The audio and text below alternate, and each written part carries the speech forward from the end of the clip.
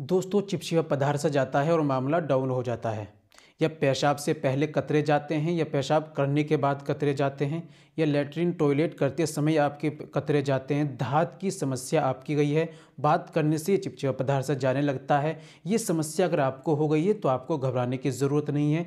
ये समस्या होने की वजह से मसाने में गर्मी हो जाती है, मनी पतली हो जाती है, टाइमिंग की कमी आ जाती है, इस तरह की समस्या हो जाती है और मामला जो है बहुत डैमेज हो जाता है। जोड़ों में दर्द, कमर में दर्द और इस तरह की समस्या हो जाती है। तो आपको घबराने की ज़रूरत नहीं है। आपको लेना है ये माजून अंजदान ख़ास, रैक्स कंपनी का आता है। कहीं से भी आप इसको ख़रीद सकते हैं, आयुर्वेदिक दुकान पे कहीं भी आसानी से मिल जाएगा।